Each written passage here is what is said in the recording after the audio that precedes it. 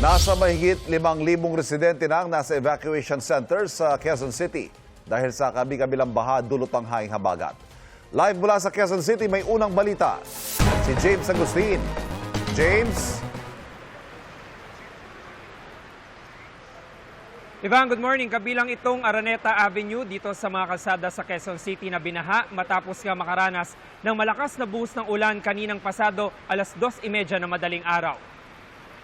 May punto pang halos mag-zero visibility gaya sa FPJ Avenue maging sa Quezon Avenue. Sa EDSA Balintawak, pabugso-bugso rin ang pag-ulan. Gutter ang baha southbound lane ng EDSA malapit sa Dario Bridge na iniwasan ng ilang motorista. May pagbaha rin sa isang bahagi ng Araneta Avenue. Sa Quezon Avenue, corner Biak na Bato Street, dahan-dahan sinuong na mga motorista ang baha. Wala namang makadaan sa Banawe Street, corner NS Amoranto Street, sa taas ng tubig. Ganyan din ang sitwasyon sa Santo Domingo Avenue kung saan tumirik ang isang SUV. Humingi ng tulong ang mga sakay. Pinagtulungan itong itulak ng mga nagmalasakit ang motorista.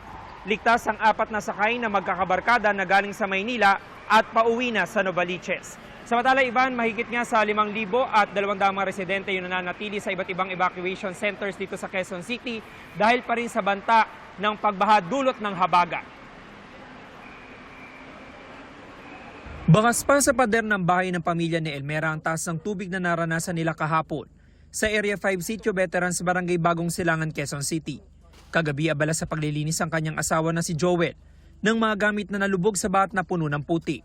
Hindi ko po kasi akalain na papasok po kaagad kasi po pahinto-hinto po yung ulan. Tapos bigla po lumalakas po ang ulan.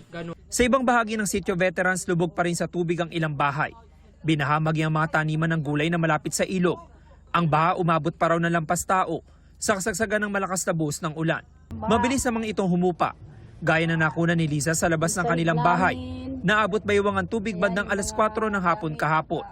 Makikita na nakabalot sa plastik ang kanilang mga gamit. Ang bilis ng tubig. Ang bilis pagdating ng tuhod, biglang hanggang bewang na kaagad. Kaya ayun, nagpanik na kami. Yung mga aso namin, lahat kami may tumulong naman mga rescuer na pumunta dito. Kaya napabilis yung paghakot ng mga kapitbahay din namin. Naka-standby sa lugar ang ilang rescue boats kung sakaling kakailanganin ulit ng mga residente. Nananatili naman sa Bagong Silangan Elementary School ang mahigit 2,000 residente, katumbas ng halos 500 pamilya.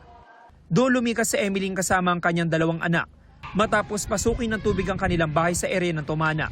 Umabot pa raw hanggang baywang ang taas ng tubig.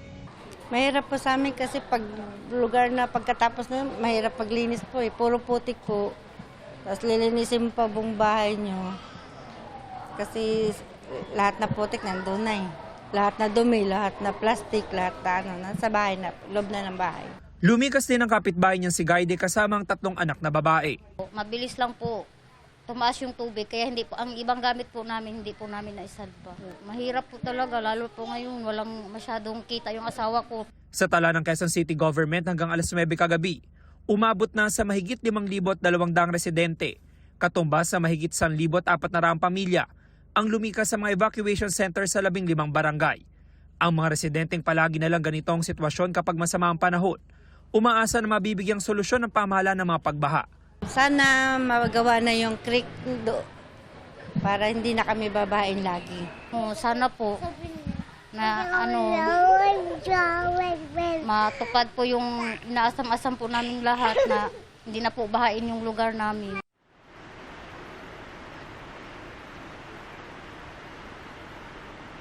Samantala, Ivan, ito nakikita nyo, ito yung sitwasyon ngayon dito sa Araneta Avenue. Ito po yung magkabilang lane na patagos doon sa E. Rodriguez Avenue. Doon pa lamang po sa Caliraya Road, may mga taga-barangay na nag-aabiso na huwag na muna dumaan dito sa magkabilang lane dahil nga po baha pa. Kanina may nakita tayong mga motorista na sumubok dito. Gaya na lamang po nilang mga motorcycle riders dyan pero napapabuelta sila. At kanina may naabutan din tayo dito na isang kotse na sinubukan na sumuong dito sa may gitna ng baha. Pero tumirik po yon kaya pinagtulungan na lang ng mga residente at ng mga nagmalasakit na motorista para maialis doon sa baha. Yung Manilitas mula po rito sa Quezon City, James Agustin, GMA News.